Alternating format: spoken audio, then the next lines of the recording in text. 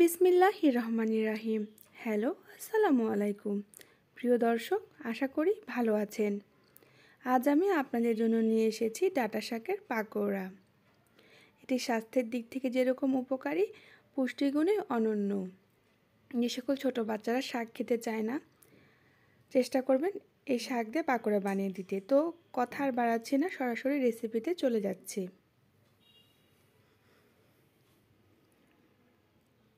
ডাঁটা শাকের পাকোড়া তৈরি করার জন্য আমি একটি বাটিতে প্রায় 3 কাপ পরিমাণ ডাঁটা শাক কুচি করে কেটে নিয়েছি। চেষ্টা করবেন শাকটাকে একটু কুচি কুচি করে কাটার জন্য। কুচি কুচি করে কাটতে পাকোড়ার জন্য মাখাতে খুব বেশি সুবিধা হয়। তো এই যে দেখুন, আমার শাকটুকু এখানে আছে।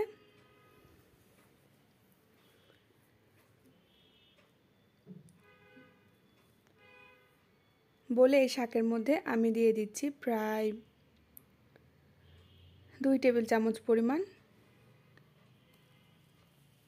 কাঁচামরিচ, 2 টেবিল চামচ পরিমাণ পেঁয়াজের কুচি, এবং এর মধ্যে আমি দিয়ে দিচ্ছি প্রায় 2 মুঠ পরিমাণ বেসনের গুঁড়া, এবং এর মধ্যে দিচ্ছি 1 চা চামচ মরিচের গুঁড়া, 1/4 চা চামচ বেকিং পাউডার, পরিমাণ মতো লবণ, 1/2 চা চামচ ধনিয়ার গুঁড়া, 1/4 চা চামচ হলুদের গুঁড়া এবং 1/2 চা চামচ ধনিয়ার গুঁড়া।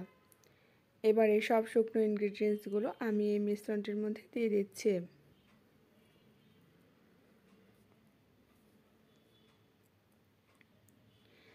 এবার হাত দিয়ে খুব সুন্দরভাবে আস্তে আস্তে আমি সব মিশ্রণগুলোকে চেপে চেপে মাখিয়ে নিচ্ছি। চেষ্টা করবেন হাত দিয়ে এরকমভাবে সুন্দরভাবে চেপে চেপে মাখিয়ে নিতে, তাহলে আপনার পাকোড়া অনেক বেশি ফুলকো ও মচমচে হবে। এটি করতে আপনাদের একটু সময় লাগবে, হাতে একটু সময় নিয়ে এটি করার চেষ্টা করবেন। এটি করতে 10 থেকে প্রায় 15 মিনিট সময় লাগে। তো ধীরে ধীরে আমি হাত দিয়ে মসলিয়ে মসলিয়ে সব উপকরণগুলো একসাথে মিক্সড করে নিচ্ছি।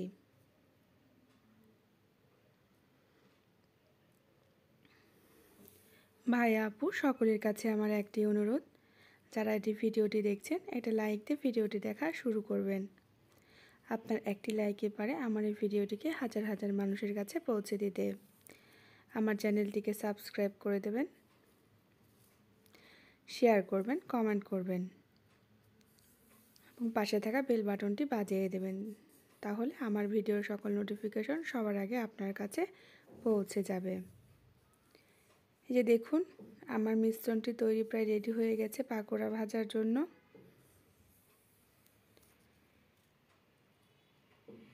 এটা একটু তরল অংশ বেশি হয়ে গেছে, এই কারণে আবার আমি 1/2 মুঠ পরিমাণ বেসনের গুঁড়া এর মধ্যে দিয়ে দিচ্ছি, যাতে এর মধ্যে একটা শক্ত বাইন্ডিংয়ের সৃষ্টি হয়।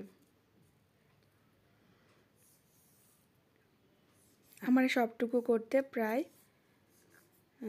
1 কাপের মতো বেসন লেগেছে, আপনাদের কম বা বেশি লাগতে পারে।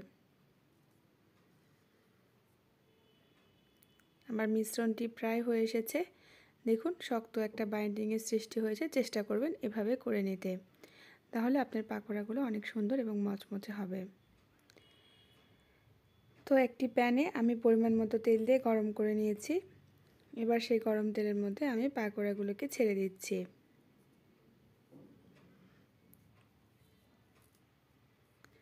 এই সময় চুলার আঁচটা থাকবে মিডিয়ামে। আস্তে আস্তে করে আমি সবগুলো পাকোড়া এর মধ্যে ছেড়ে দিচ্ছি।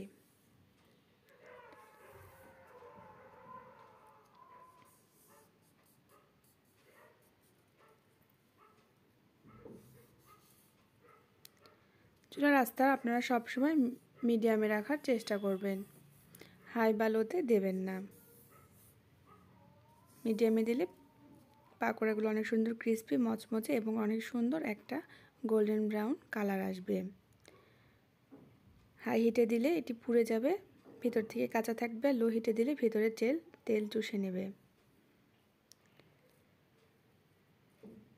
যে দেখুন, আমার পাকোড়াগুলো ভাজা হচ্ছে।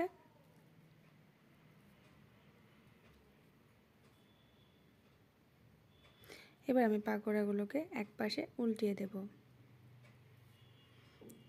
এক পাশে আমার হয়ে গিয়েছে, এই কারণে অপর পাশটা হওয়ার জন্য আমি পাকোড়াগুলোকে উল্টিয়ে দিচ্ছি।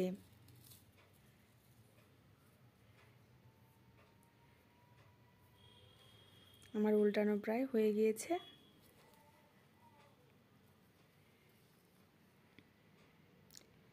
আরও 3 থেকে 4 মিনিট সময় নিয়ে আমি এটাকে মচমচে করে ভেজে উঠিয়ে নেব।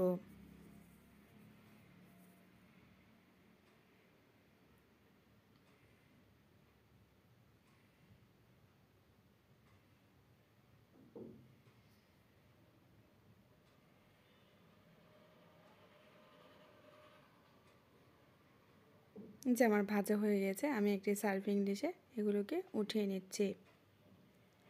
এই যে